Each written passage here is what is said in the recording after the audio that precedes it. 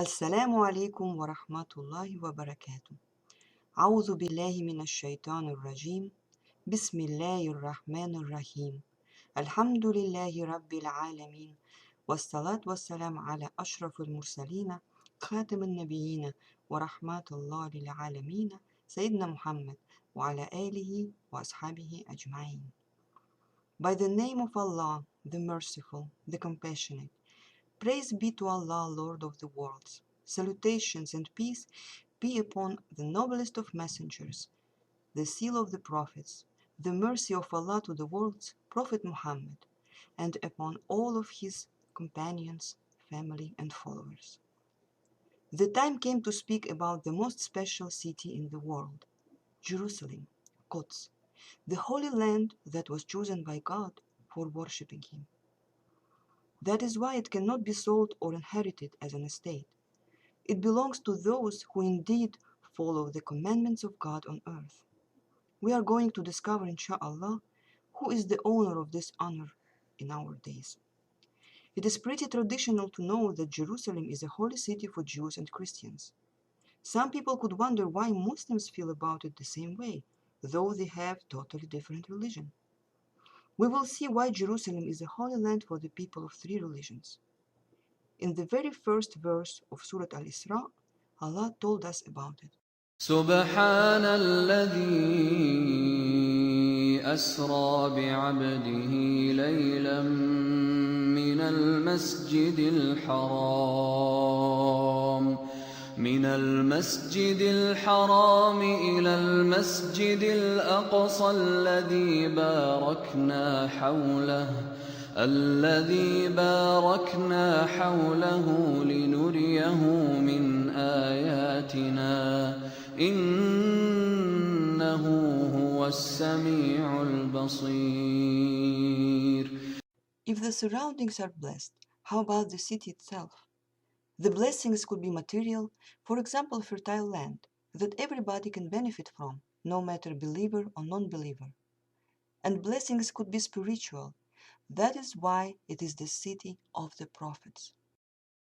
Throughout history, you will not find another city that has withstood so many conquests and conflicts. And in spite of everything, each time it was brought back to life by the believers. The beginnings of the city of Jerusalem will take us to the story of a great man whose name echoes through the centuries till our days, Prophet Ibrahim, peace be upon him. We get used to calling great many kings, emperors, and commanders, but their so-called greatness comes down to how much territory they conquered, how many nations they enslaved, and how much wealth they possessed. Is there anything great at all in this criteria we just mentioned? We are used to admiring the talents of Alexander the Great, the genius of Julius Caesar, and the intelligence of Napoleon. We are fascinated by the heroes who kill just for the sake of glory.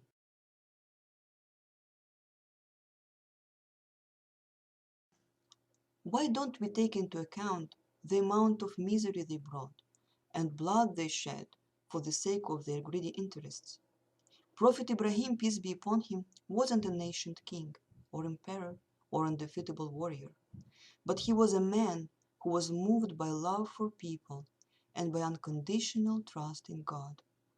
He devoted his life to a noble goal, leading people to the only right belief in one God, religion of justice, equality, respect, and peace. The hidden thread of the stories of the prophets. There are many books and cartoons with Islamic stories of the prophets. You can find them out there for children and adults. But there is something strange about them, something that doesn't make sense.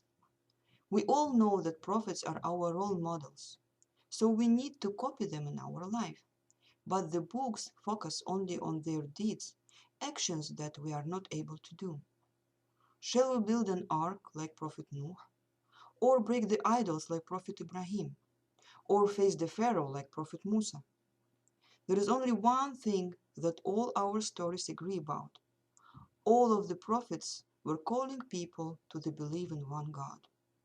It was no more than an idea, So what was so bad if some people said there is only one God? Then why did the prophets face severe persecution from the vast majority of their people? Why were many of them killed? There is a big piece missing from these stories. All the prophets came with two things: Aqidah, the foundation of the religion, that is the same for all generations. It includes the oneness of God, His attributes, the day of judgment, existence of paradise and hell, for example, and Tashri'ah, the law of God, which changed according to the achievements of humanity as it developed. The biggest challenge was to following the law of God. It is easy to declare that there is only one God, but it is much harder to change the way you live your life according to His laws. Injustice, oppression of the poor, and slavery flourished in ancient societies. The rich and the strong were always right. Their kings used to create laws in favor of wealthy people, claiming these laws were revealed by gods. People were told that disobedience to these gods resulted in their anger and would cause disasters like floods, epidemics, and wars. When any prophet appeared, preaching about the equality of people in front of God, about justice, unselfishness, and tolerance, the governing classes were quick to understand the danger of these new teachings. If it were to spread between people, it would lead to a real revolution. In this way, they would lose their authority and wealth. Obviously, this is why they took steps to stop any prophet. And then the prophets of God demonstrated the real qualities we need to learn from them: courage, determination, honesty, persistence, nobility, sincerity, patience, modesty, self-sacrifice. Not one of them gave up his mission despite the hardships. But these conclusions and explanations are absent in the colorful books that we read to our children. The laws of God are hardly mentioned there, a huge gap in our children's knowledge and experience of religion. Either way, I can't do the miracles. I can't be like a prophet. This is what stays in their little heads. Miracles appeared by the will of God and only presented as proof of the prophet's truthfulness. The stories of the prophets became interesting for us and for our kids only because they contain accounts of miracles. We ignore the most important part. To worship God means to follow His laws, like all of our prophets did. That is why the story of Prophet Shu'aib, peace be upon him, is undeservedly less popular. It has no miracles, but it is full of the commandments of God. It is the part of a huge campaign against the truth. The best way to weaken the believers is to narrow their knowledge about their own religion, to implant into the minds of Muslims the idea that religion is just a private matter and it has nothing to do with social and political life of the society. That is why there is a strong tendency in all of the Muslim world. Our faith is reduced to praying 5 times a day, reading the Quran, and fasting during Ramadan. Unfortunately, the majority of Muslims in our days have forgotten that Islam is overall way of life. God teaches us not only to memorize the Quran, but also to understand it and to apply its high principles in our everyday life. Prophets of God were role models for people practicing the laws of God on earth. We need to learn from them how to follow the commandments of God with unconditional trust. When we speak about the prophets of God, we often forget that they were people like us, that they had their weaknesses. According to the verses of Surah An'am, the unbelievers in Mecca asked Prophet Muhammad, peace be upon him, why doesn't God send us the angel as a prophet? وقالوا لولا أنزل عليه ملك ولو أنزلنا ملكا لقضي الأمر ثم لا ينظرون ولو جعلناه ملكا لجعلناه رجلا وللبسنا عليهم ما يلبسون. If the angels or some other creatures were sent to us as prophets, people would say, they are different from us. We can't do what they do because they have more abilities. They are not like us. But as long as prophets are simple people without supernatural abilities, then we can learn from them how to follow the law of God because they were the first to practice it and to lead us by their example. We can learn from them how to overcome our weaknesses for the sake of Allah and free ourselves from the control of materials in our life. Prophet Ibrahim, peace be upon him, was one of the great messengers of God. Many hard and challenging things had happened to him, things that didn't happen to anybody else in this life.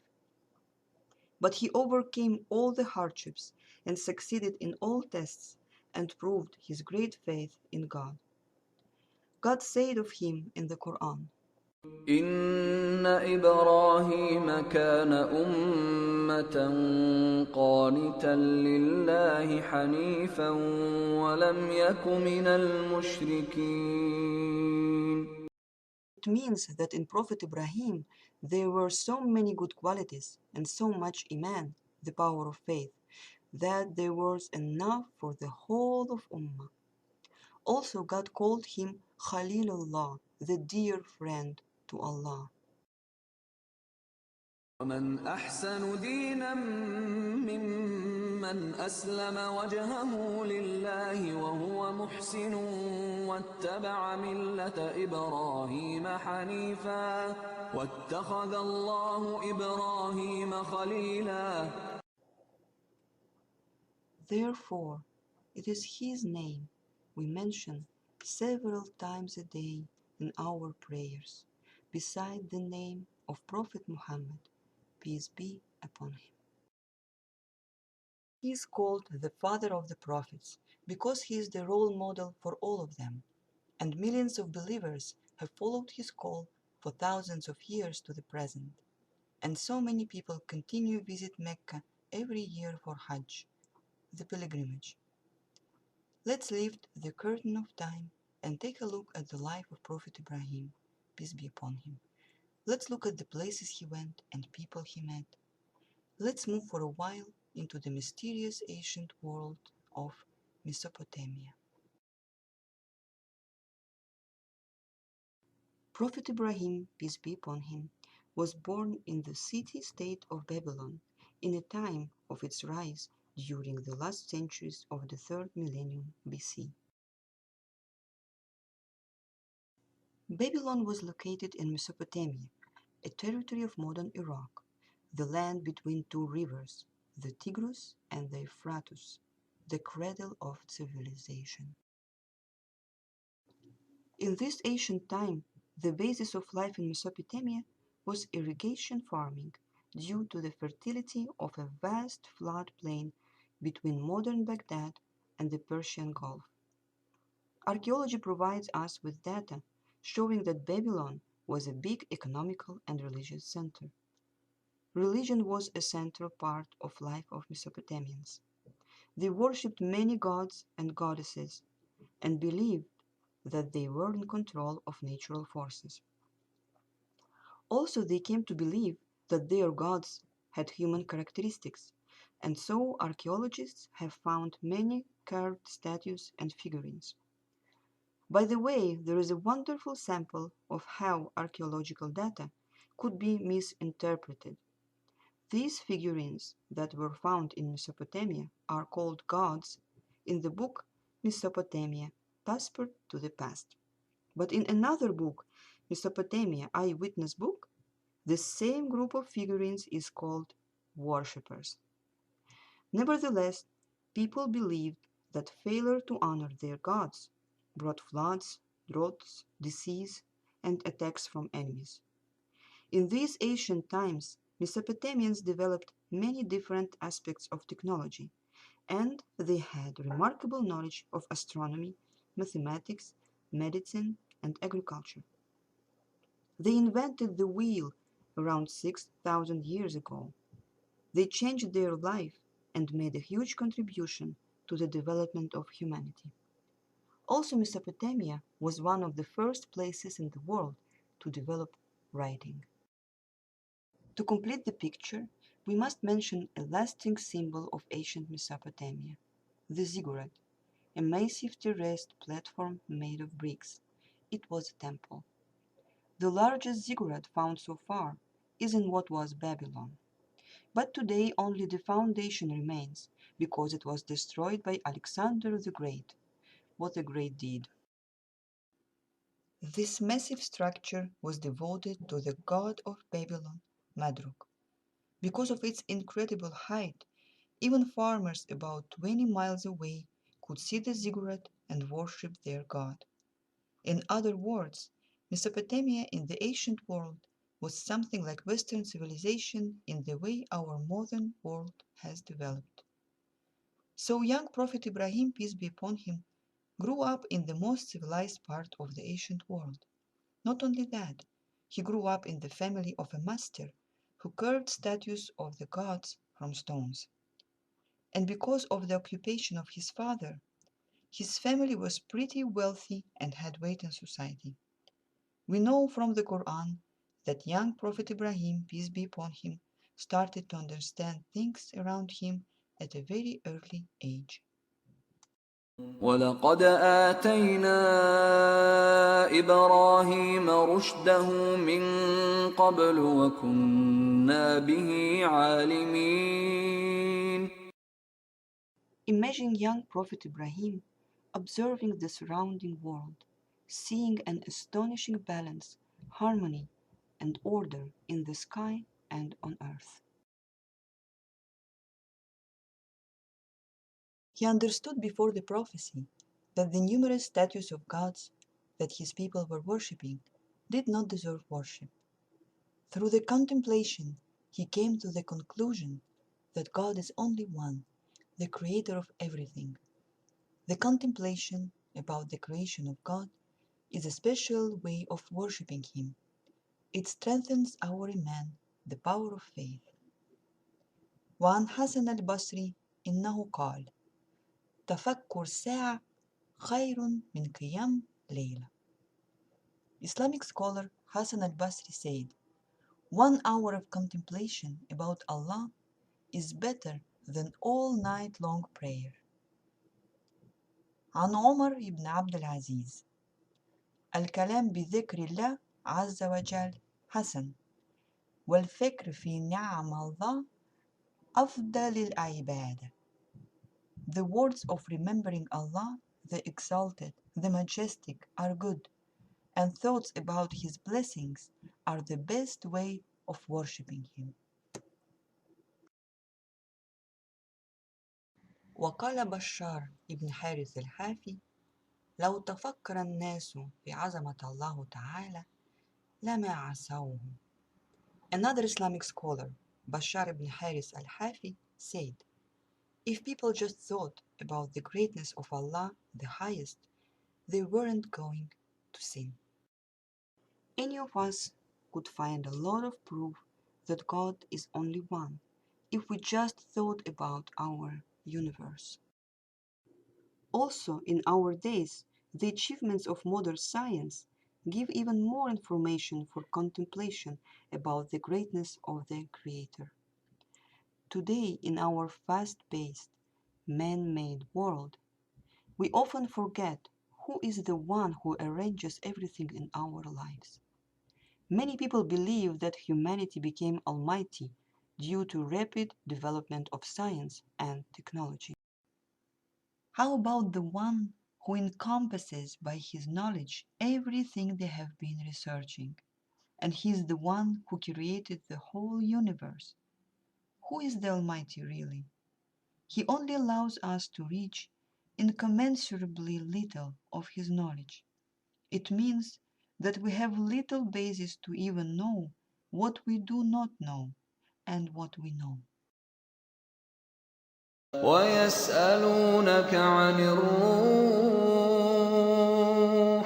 قل الروح من أمر ربي وما أوتيتم من العلم إلا قليلا. They say that man has dominion over nature and he is free to use it as he wants. But the truth is that whatever incredible discoveries scientists make, they will achieve only what God allows them to achieve. ولا يحيطون بشيء من علمه إلا بما شاء. People can find out through contemplation that there is God and that He is the only one. But in order to know His attributes and to know how to follow Him, we need His guidance, the message. Imagine how much Prophet Ibrahim, peace be upon him, was upset seeing his people worshipping idols created by their own hands. Besides that, their life was full of injustice. The rich and the strong were always right. Imagine how happy Prophet Ibrahim was when he received divine confirmation of all his conclusions and thoughts from Prophet Jibreel, peace be upon him. He devoted himself to God with all his heart. Prophet Ibrahim, peace be upon him, started to explain to his people the huge error they were in. Quran al-Karim describes to us the way he did it. فلما جن عليه الليل رأى كوكبا قال هذا ربي فلما أفل قال لا أحب الآفلين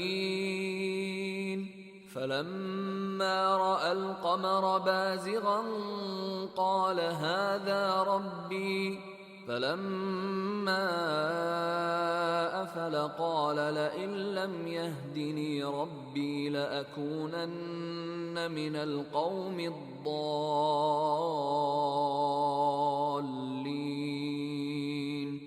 فلما رأى الشمس بازغة قال هذا ربي هذا أكبر فلما أفلت قال يا قوم إني بريء مما تشركون إني وجهت وجهي للذي فطر السماوات والأرض حنيفا وما أنا من المشركين وحاجه قومه قال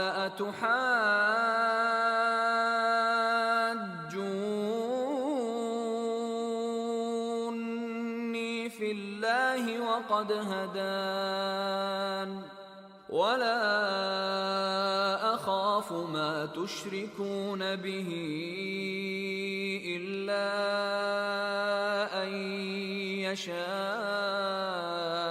ربي شيئا وسع ربي كل شيء علما أفلا تتذكرون. His words show that they threatened him with the punishment of their gods. So he explained to them that if he was harmed in any way, it would be because Allah willed it, not because they worshipped idols. Before he had thought this way to himself, and then he reasoned the same way with his people. But they called him the imaginary dreamer and stayed devoted to their idols. For example, they wanted good crops the next year, so they prayed and made sacrifice and committed certain rituals to their gods. If the next year the harvest was good, they would thank the idols. If it was poor, they would conclude that they did not worship and sacrificed enough. They didn't want to be convinced that things happen because God willed it. They didn't want to see that idols were not bringing them any benefit.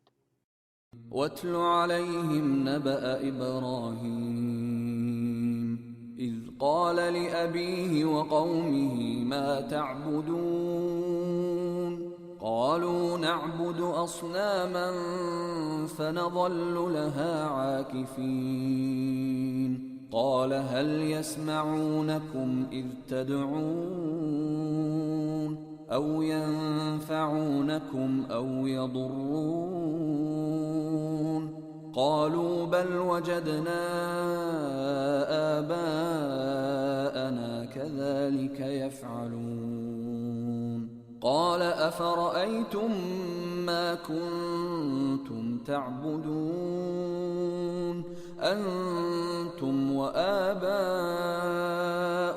الأقدمون فإنهم عدو لي إلا رب العالمين الذي خلقني فهو يهدين والذي هو يطعمني ويسقين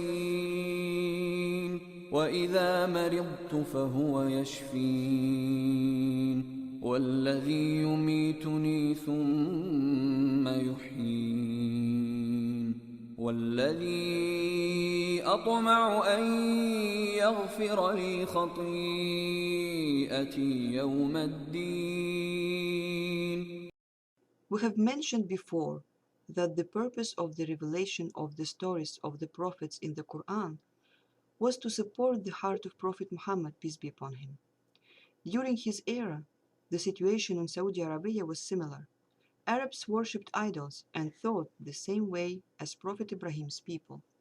So these verses helped Prophet Muhammad, peace be upon him, to reason with Meccanians about similar matters. Also Prophet Ibrahim, peace be upon him, kept talking to his father Azar, appealing to his common sense about the falsehood of the idols that he was curbing. واذكر في الكتاب إبراهيم إنه كان صديقا نبيا إذ قال لأبيه يا أبت لم تعبد ما لا يسمع ولا يبصر ولا يغني عنك شيئا يا أبت إني قد جاءني من العلم ما لم يأتك فاتبعني أهدك صراطا سويا يا أبت لا تعبد الشيطان إن الشيطان كان للرحمن عصيا يا أبت إني أخاف أن يمسك عذاب من الرحمن فتكون للشيطان وليا قال أراغب أنت عن آلهتي يا إبراهيم لئن لم تنته لأرجمنك واهجرني مليا قال سلام عليك سأستغفر لك ربي إنه كان بي حفيا وأعتزلكم وما تدعون من دون الله وأدعو ربي عسى ألا أكون بدعاء ربي شقيا. Prophet Ibrahim, peace be upon him, met the strongest opposition of his people. Even his father Azar rejected the truth. Seeing that words do not help much, he moved on to more decisive action, trying to prove in practice the falsehood of the idols. At the time of big feast, when everybody were busy celebrating, he sneaked into the temple and broke down all the idols except the biggest one. وتالله لأكيدن أصنامكم بعد أن تولوا مدبرين فجعلهم جذاذا إلا كبيرا لهم لعلهم إليه يرجعون قالوا من فعل هذا بآلهتنا إنه لمن الظالمين قالوا سمعنا فتى يذكرهم يقال له إبراهيم قالوا فأتوا به على أعين الناس لعلهم يشهدون قالوا أأنت فعلت هذا بآلهتنا يا إبراهيم قال بل فعله كبيرهم هذا فاسألوهم إن كانوا ينطقون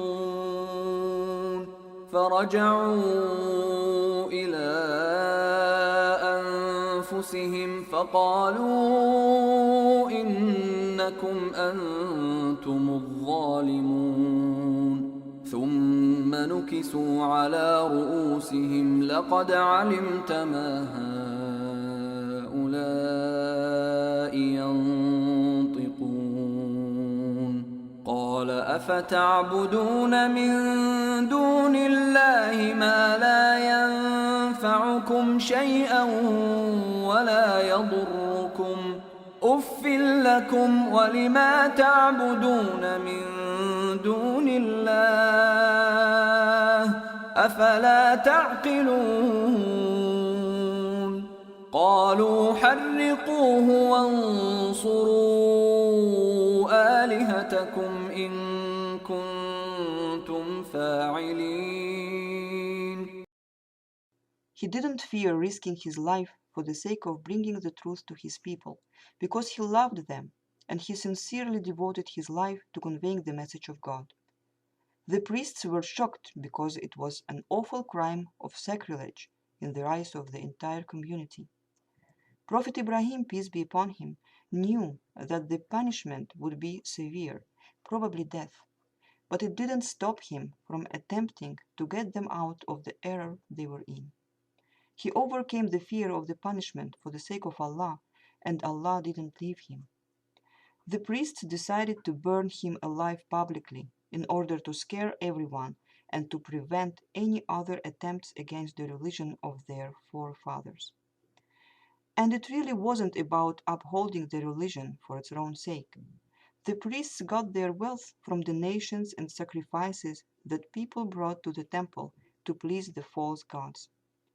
The priests understood very well the danger of Prophet Ibrahim's teaching.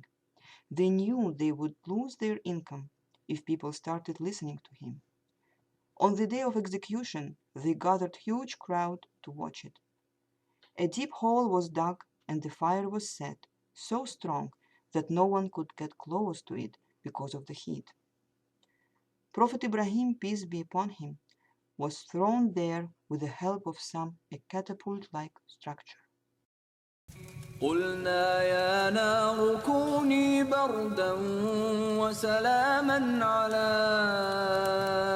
إبراهيم وأرادوا به كيدا فجعلناهم الأخسرين.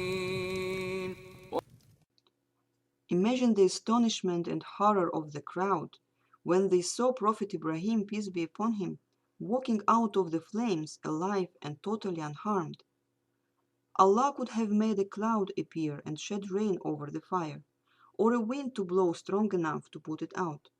But he wanted to show that he is the exalted, the highest, who is able to change fire's ability to burn. Only Allah knows how many people followed Prophet Ibrahim, peace be upon him.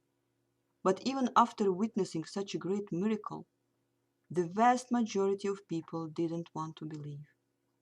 We know only two names among the believers: Sarah, his wife, and Lot, his cousin. The idols represented the forces of nature, and one of them was God of sun and fire. So it was a sign for everyone, a miracle that proved the truth of the words of Prophet Ibrahim, peace be upon him, the falsehood of their gods, the existence of one God, the King of the kingdom, where even fire obeys his order.